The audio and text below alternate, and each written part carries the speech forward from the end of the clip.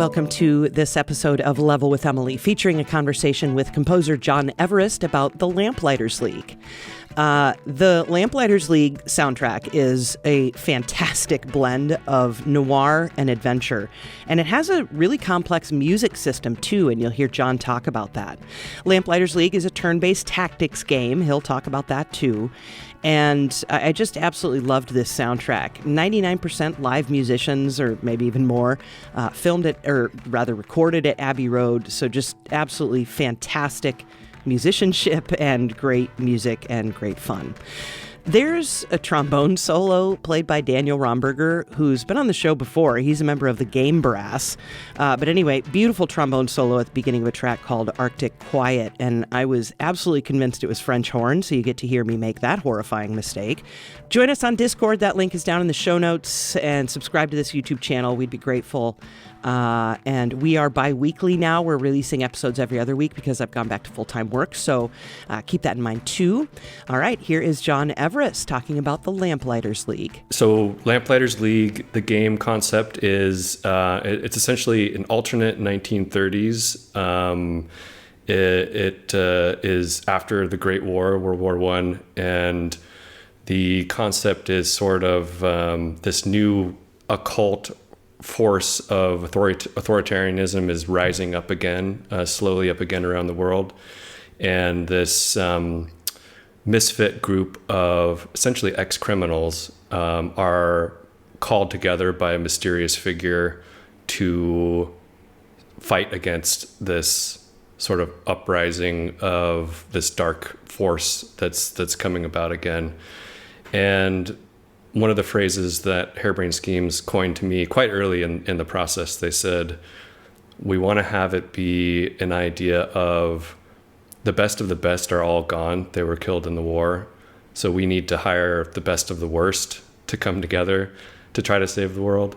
So these are all sort of ne'er-do-wells, people that have done questionable things in their past. And, I don't think they're like anyone. I don't think they're evil to their core or are irredeemable, and maybe they're coming together to earn their own redemption, but they're called together by a mysterious figure who essentially tells them that not only are these authoritarian forces rising up, but they are after this sort of supernatural object that would make the whole world kind of bow to their will. And so there's like this slow unveiling of magic in the world. It's a very like science-based game to a certain extent, and the people in it don't necessarily even believe in magic, but they are slowly sort of have this unveiling of this nefarious world that they come together to fight against. So that's kind of like the high concept of it, but really generally it's a squad-based tactics game, and you control a group of 3 or 4 people at a time. They all have like unique skills and abilities, and you kind of stealth your way through levels and also get into combat, and lots of fun. Yeah, and the music is, orchestral, and I love that, of course. And I also just love the blend of the like film noir jazzy kind of stuff with the adventure of the game, right? And so you get these massive, bombastic, within reason, bombastic sections where it's maybe combat or maybe it's a sweeping cinematic or something like that. But then there's like these pared down intimate moments, which are really fun too. And it just has this whole range. So I guess talk about the decision to do the blend of the kind of jazzy noir stuff at times with the adventure style.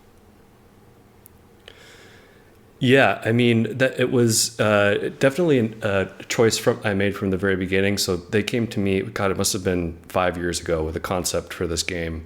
And they initially pitched it to me with an idea of, we think that it should have just a beginning to end of the era jazz score. And my instinct for that was, one, I'm not a jazz musician. I'm not a jazz composer. So I was thinking, well, that sounds difficult, and it's not really in my wheelhouse, right? And I also thought, with what they were telling me about the game and this rich lore that they created and this larger than life adventure that they were trying to go for. I thought really that a strictly jazz score would not kind of hit all the notes we needed to hit. And of course, me growing up, really interested in film music, Jerry Goldsmith in particular, John Williams, of course. I really thought the core of this game, what they were shooting for was pulpy, noir, kind of larger than life cinematic action. And I thought, for me, my instinct was to really latch on to the that kind of genre or that era of film, and tie myself to that as best I could, while still having the freedom to sprinkle in a little pulp and jazz in there when possible. Also through the help of hiring people that are really brilliant jazz musicians. For our main theme, for example, I pretty much let one of my good friends, Nick Toretta, come in to the middle of the piece and just sort of go for it. We had recorded 3 or 4 different instruments of him, saxophone, clarinet, flute, and I think a few others, and just let him wing it in the middle of the piece. So we have these major themes that are kind of bookending this chance music of jazz improvisation, but also focusing that the kind of the structure of the game is built on the larger than life adventure. And it really made sense to me too when I started to see the game unfold, because the game is also has those characteristics. The 4 people that you choose to play with, they sort of all embody a certain aesthetic, and they bring something unique to the table. And actually in the game, we can talk about this later because I'll just keep on talking, but the game, each character is represented by an instrument. So when you take control of the character, you actually start to hear their instrument come into play. So it really has that kind of improv vibe to it. So yeah, I thought that was kind of a great marriage of honoring the jazz nature of the era, but not being too beholden to it, so that it became something I was reliant on. Yeah, I agree. The blend of it is just so well done. You never get too much of one or the other, which, I mean, I don't know that I could in reality anyway, but I do think the blend is really a strong part of the soundtrack. The other thing I love about the main theme is how you have the orchestra in straighter, non-swinging eighth notes and such, and then you do bring in the jazz swing on top of that. And then when you have like the trumpet solo playing in the straight way underneath the swing, I love that too. So yeah, it's really fun. That main theme is really fun. But tell me about what instrument, who represents what. Yeah, I mean, so there's a lot of instruments in the game. We have 12 characters in the game. And so that was really a challenge, I think, compositionally. Yeah. I had this idea pretty early on, and I didn't want to make it be an incredibly obvious thing. I didn't want it to sort of hit you over the head each time you changed to a character. Just the clarinet would come in right away, belting out. So what I did, I ended up writing, for just the ambient tracks, I wrote a set of sort of like backing tracks with the orchestra, and really intended on writing them as full pieces of music. They even have their own solos in them already that are not represented by characters. Like, for instance, we have solo cello everywhere. Solo saxophone is not represented by a character, so we have sax in there all the time as well. And then when we bring in the solo instrument of a character, it's either augmenting a melodic line, doubling it, or harmonizing with it. Nice. Or it could be just doing some sort of, there's a character called Latif who's he's a sneak. He's represented by clarinets or one clarinet. And so oftentimes when you switch to him, you'll just hear slight little staccato kind of support going on in certain pieces of the ambience. And then oftentimes the system will just decide to not do anything. So I think from my perspective, I really wanted it to be so subtle that most people wouldn't notice that it was happening because it's so enmeshed into the composition itself. And it was a challenge at times because most of these people are represented by wind instruments. So some of it has the possibility of getting buried within the mix. But I wasn't really too concerned about that because even if it was a little bit buried, the structure of the song changes a little bit. And I think the player subconsciously will latch onto that. And I haven't seen any reviews yet mention that part of the game, which I am calling a success for the music system because I really wanted it to be indistinguishable to most people. That is very cool. That's very cool.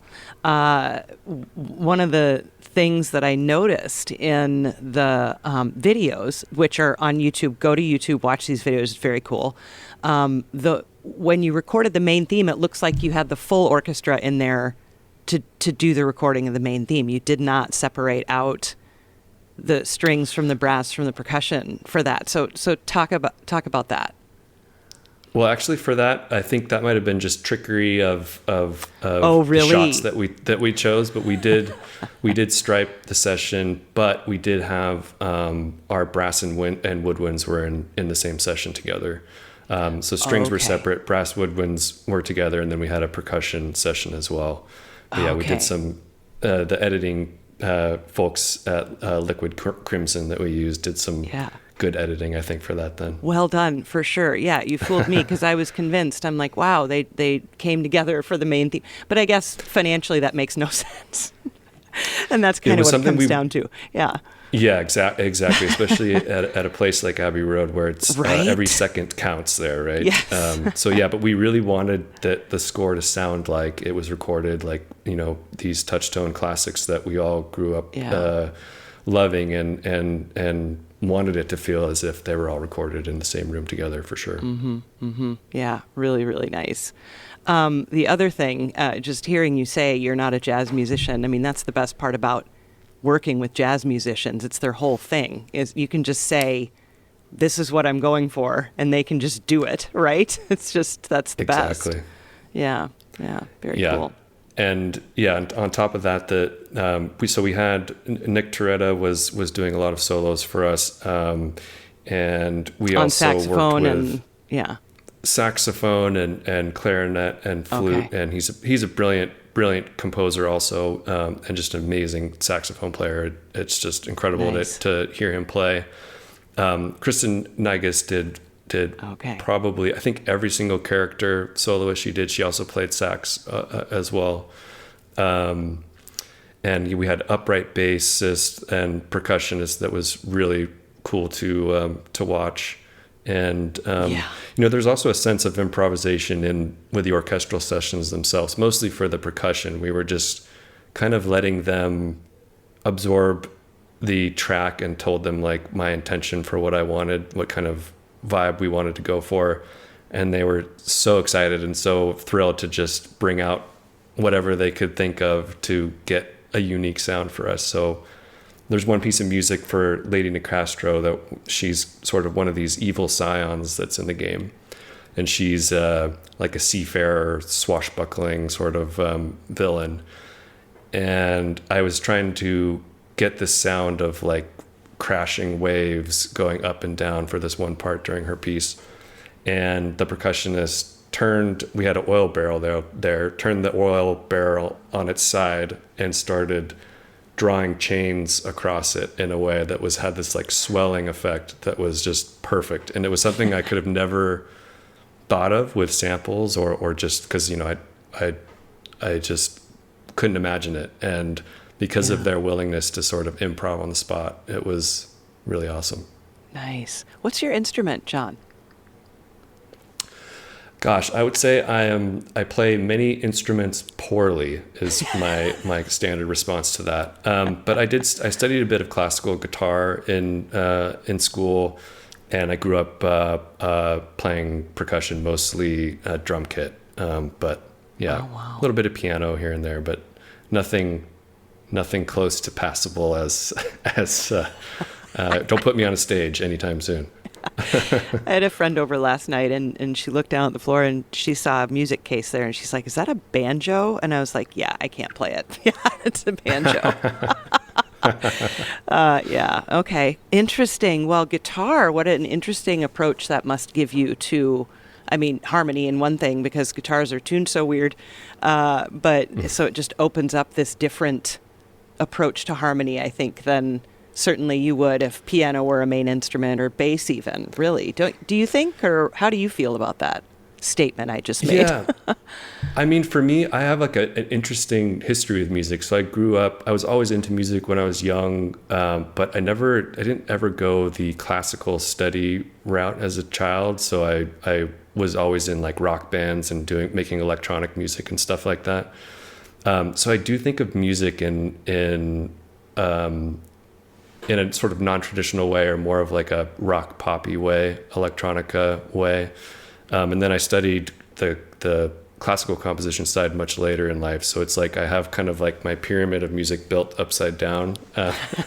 And it's worked quite well for me in terms of like, you know, I'm sometimes like the drunken master, I guess. You know, I'm not doing things like exactly correct, but like I'm sort of like finding a way to make things work. Yeah. But yeah, you know, playing guitar, playing drums especially, has definitely helped, though I'm very out of practice with guitar, so I don't necessarily go to that as often anymore. Okay, so you primarily write on keyboard, you'd say?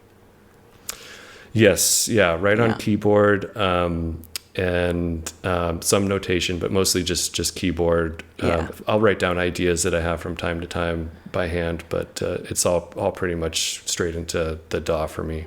Yeah, for sure.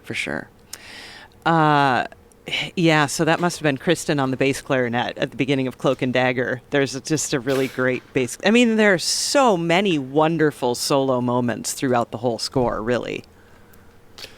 Yeah, Kristen is amazing. I mean, yeah. I worked with her all the time. She just really gets it, and she delivers stuff that is in such like a ready to use quality. It's like blows my mind. And she's very fast also. I think I threw all 12 of these soloists at her, and she got them finished in just like a few weeks of back and forth. And she was incredibly busy at the time too. So I was like biting my nails, like, you know, with my deadlines and stuff, wondering if it would happen. But of course she just nailed it. Everything she delivers is just like pristine, you know, you don't really have to do much. Just throw it in and maybe put a little bit of reverb and it's ready to go.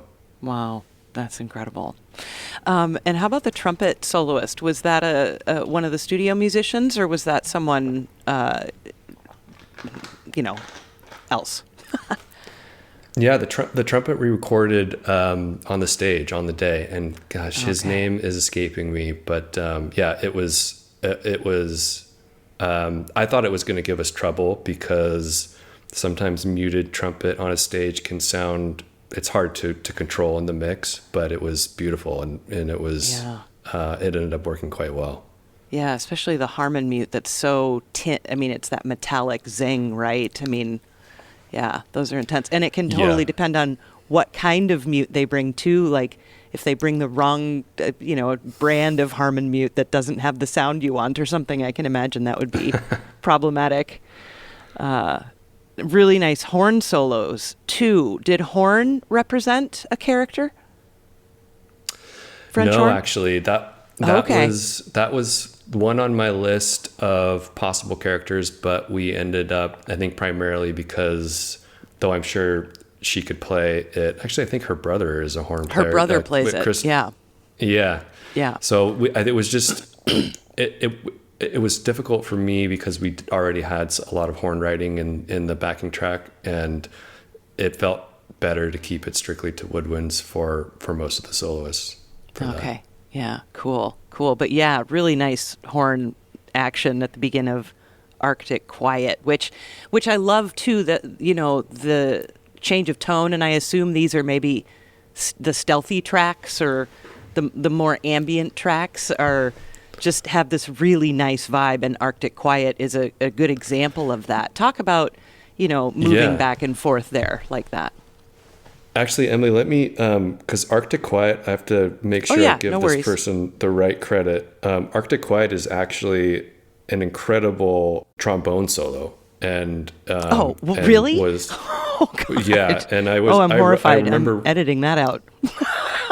No, I mean, I wrote it and I sent it to him. And so the solo trombone on Arctic Quiet is by Daniel Romberger, who is brilliant trombonist. Yeah. And he was recommended to me by my good friend, Will Roger. I'd never recorded with a solo trombonist before. And I wrote this line, and I thought to myself, this is going to be impossible to play well on trombone. It seems quite it's very long, very legato, reaches quite high at times. And so I told him, I said, feel free to tell me if this is just not idiomatic enough, and we can try some other stuff. Or do multiple takes, and he nailed it. And his kind of control and getting those high notes and holding those sustains was incredible. And that's like that. He's the star of that track for sure, because like you said, that Arctic Quiet is really just an ambient track. It's kind of setting a tone for where the characters are at the moment. And so his solo comes in very infrequently, but when it comes in, it really sets the piece for sure. Yeah, it's absolutely beautiful. He's been on before because he's a part of the game brass. So that's right. Yeah. People will recognize his name from that. Yeah. Fantastic. Wow. Absolutely beautiful, beautiful track.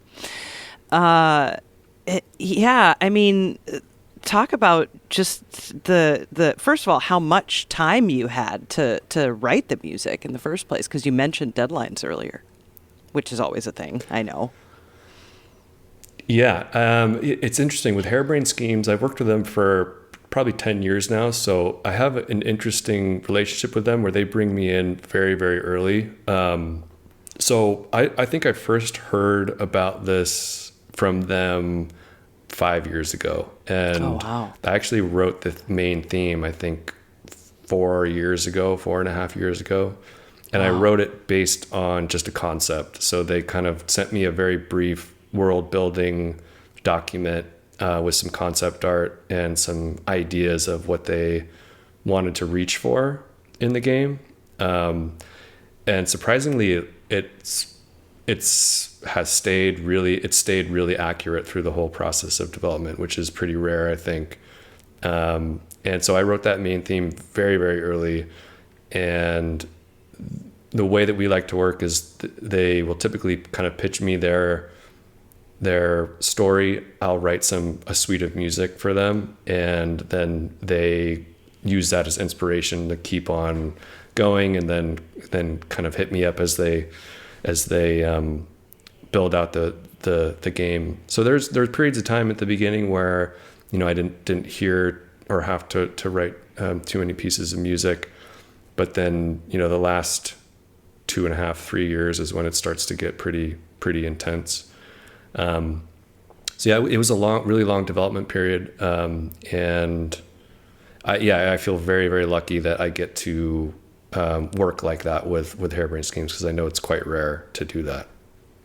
Yeah. So at the beginning, primarily you're getting art, and then you start getting builds and things like that to play yourself, or video, or how does that work? Yeah, at the beginning, it's really just all art. It's all art and a lot of world building lore. And so Harebrained Schemes, they traditionally they really focus on narrative, on writing. And so I get a lot of character backstories, character concept art. I really like to start with learning about the characters first, and then the world, and then sort of like what they're reaching for. What do they want people to feel when they're playing the game? What kind of story are they trying to tell? That's really all I have for a lot of the first few years of production. And then prototype will start to happen, and that's really when I will get builds of the game. prototype is usually like what we call it a vertical slice, where we're just kind of they're proving out the experience of maybe one level or something like that. And so that's really exciting too, because once I understand what the game is shooting for, what they're aiming for, I start to design the music system. So I'm also involved in influencing how the music is going to interact in the game. And I think it works really well for me, because I think that it's hard for me to divorce music from context, right? Because to me, the music and the way I write the music, I'm approaching it based on how it's going to be used in the game. And I think that's why, for Lamplighters League, knowing how the ambience was going to be set up with these 4 characters and that sort of thing, that really, set the track for the whole soundtrack. And so, for me, with these sorts of projects where I'm the main composer, like I'm very interested in getting into understanding what the music system is, and then even implementing the music and testing it out and making sure that it's functioning correctly. So yeah, it influences the whole process for me. Wow. Yeah, that's really incredible, because of course many composers either don't have the opportunity to do that or don't want to have the opportunity. They don't want to have anything to do with it. I mean, that's a complex thing to add to your plate. There are times where I don't want to do it myself either. Where it's a big task. Luckily, for these sorts of games, they're relatively simple, I would say, to a certain extent. If there's no way I would be able to do music system implementation on a huge 3D AAA sort of game. Sure. But this it is. I find it very creative to work on music systems, and it just really does it changes the way my brain thinks about writing music for the game. Sure. Knowing how it's going to be implemented. So it has been it was a great experience, and I had some help with implementation too. I had Andy Frank is a great implementer who helped me. I kind of build out the system, and then bring Andy in, and also Megan Carnes in to help me sort of deal with the massive task of wrangling thousands of wave files and getting them in Wise and functioning correctly, and making sure that everything is working right. So yeah, it wasn't just me for the whole time, that's for sure. Definitely. And did you know from the start that you would have live orchestra and you'd be recording at Abbey Road, although those things can be mutually exclusive? No, I think, it's kind of a constant battle of getting budget for recording. I knew they wanted to swing for the fences for this, in terms of they just wanted to go all out on music as much as possible, which I love about them, and I think they have a lot of trust in me to kind of try to deliver that. So really for me, I knew we had budget for recording, but I had no idea that we were going to be recording at Abbey Road. So that I didn't know that until 3 years into the project, maybe 2 or 3 years into the project. Yeah. And it was interesting because, I sort of gave them, the options of what I think would work well for this type of score in terms of live recording and budget tiers, I guess is what I would say. And I sort of did it in a way, it was like, it's kind of like the Goldilocks thing. It's like we'll record in Budapest or Eastern Europe, and it'll be amazing. The players there are brilliant, and it's relatively inexpensive, and so we could get a lot done. We could record in Nashville, brilliant players, amazing space, and also, they have a great pedigree for the type of music we want to record, and they kind of could hit the style that we wanted to hit. Then Abbey Road was like, they have it all. It's in the same space with all our touchstones are, and like it's where all the legends were. It's just like it's the cream of the crop, right? thinking they would go with Nashville, right? Because they're like, Abbey Road is way too expensive. That's crazy. You're out of your mind. Like, who do you think you are? Record. Because I was like, I don't think I deserve to be at Abbey Road for this. But they came back and they said, well, yeah, let's just go for it. I mean, wow. We had to make it a really focused recording process, but yeah, it was amazing. It was unforgettable experience, and I think for a game of this level, to where it's, we're not like AAA, but we're also not indie. It's kind of like right in the middle. Mm-hmm. It was a really good use of the recording budget to just kind of go for it in those in the moments that we needed it. And I think it pays off, and I think it's proof that recording live just pays off for sure. Yeah. And so how many days did you have there? 2, 1, 2, 3? How'd that work? We did 3 days there. So we did Nice. we did 3 sessions in one day, Okay. and then 2 sessions on day 2, and then 2 sessions on day 3. Yeah. Okay. Neat. So just kind of packed it all in, and it was a big logistical, exciting, terrifying experience, but it was amazing. It was mind-blowing. I hope to be back very soon. Yeah. Do you ever consider conducting? Is that a thing you do, or not at all? Yeah, I'm kind of a person that I do have like some stage fright and some, fear of public speaking and that sort of thing. Yeah. I'm always encouraged by friends, my orchestrator Nolan Markey, or the person who conducted for us, Anthony Parther, who's an amazing, brilliant, genius conductor and good friend of mine. He was trying to egg me on to get up there to conduct one myself, but I was too focused on making sure that we were getting all the takes we needed and all that stuff. But yeah, he's very encouraging of that sort of thing, and thinks it's a worthwhile thing to do, but it is quite terrifying for me to do. I will do it though, but it's mostly just for the beauty shots, I would say. Nice. I'm sure there's post-production things that happened, but did you do any like coloring with any synth? I personally did not have an ear on that, so I can't say that I noticed anything, but I've been wrong already today, so.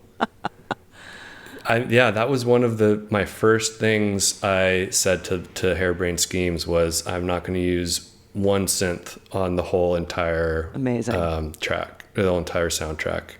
So as you can see, I love synths. I use synths on every score, and I think at that time when I was starting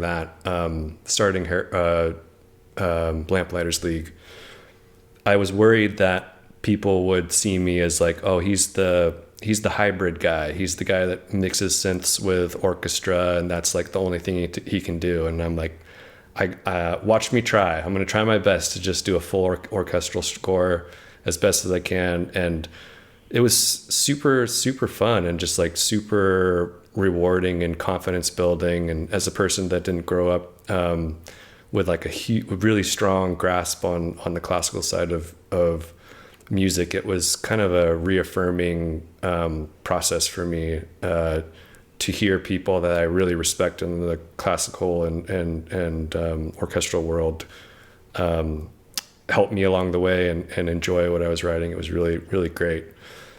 But as far as there are some on the score, there are some processed recordings that we use. So there's like this period in the game where things are kind of like the great unveiling is happening and weird magic stuff is going on. And so what I did was I took existing recordings from our sessions, so a lot of the string stuff especially, and ran it through a lot of like Paul stretching and weird sort of synthetic processing on them. So they're actually recorded but mangled or processed. And I think the tracks that use those they're at the very end of the score. I honestly can't even remember the name of the tracks at the moment, but They're just kind of like when things are getting weird, when you're getting into bizarro land towards the end of the game, without spoiling anything. But yeah. Are you working on anything right now that you can talk about? I'm working on, I can talk about, I'm working on a lot of stuff for Overwatch 2 at the moment. Fun. Still doing, they're a great crew, great team of people. Their music team is amazing. Derek Duke, Adam Burgess, and just so many composers get involved. And so, I'm helping them do a bunch of stuff kind of on a monthly or bi-monthly basis. There's continuing kind of world that they're doing over there, and then working on a lot of really cool things that unfortunately I can't talk about yet, but I think in the next it is December. Oh my gosh. Yes, happy December 1st, everyone. Wow. Well, I mean, obviously this won't air, but wild. Gosh.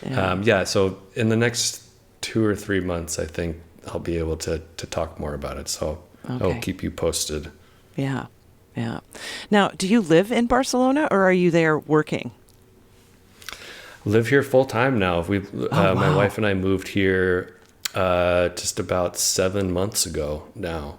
Okay. So we moved from Seattle. My wife got a job opportunity here and just kind of went for it. Wow. It's funny how just over the course of the conversation, because you mentioned that you were in Barcelona, when I said good morning, you're like, actually.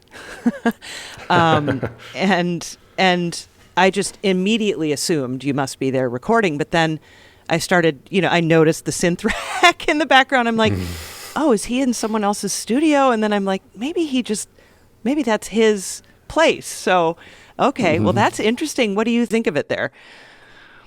I love it. I mean, I've always had a weird, like you said, a weird obsession with Spain. And I always thought of myself living in Spain and Barcelona in particular. And, funny. But my wife and I had always talked about, living abroad if possible and not really sure how it would work. We were looking at options of, as a freelance composer, you can do things like artist visas and stuff like that. But she just got a really cool opportunity to relocate, and we were just like, let's do it. So we brought our small dog with us, Milo, and really the only things that we brought with us were my studio stuff, of course. So wow. So it's been amazing. I mean, it's a beautiful city. The people here are just really kind, and it's a very inspiring place to be. Wow, that's awesome. Did the dog? Now, how does that work with the dog? Did Milo have to quarantine or anything, or is that a thing of the past? He didn't have to. He's quite small, so luckily he just had to. He was just able to sit at our feet on the flight over, but he did have to get his own little FDA passport thing where he gets approval to be shipped, and he just went to sleep and woke up in Spain. He's got a great life. Oh, I love that. What a fun adventure. Neat. Cool. Yeah, it's been awesome. So going to London when did you do Abbey Road? I assume that would have been at the latest last year sometime. Gosh, it was actually 2 years ago. So so you didn't live there then. And it was in August. Yeah, so it was before all this move. So that was August. So I can't believe it's been 2 years already. It's wild. Yeah. Wild. And there's still so much to do on the game, and obviously with the sort of system that we had set up, it was really a lot of editing work after that. That was right. That was important. Yeah. Yeah. Well, I mean, what more do you want to say about anything? Lamplighters League or mostly the Lamplighters League. It was just such a pleasant soundtrack to a really enjoyable experience.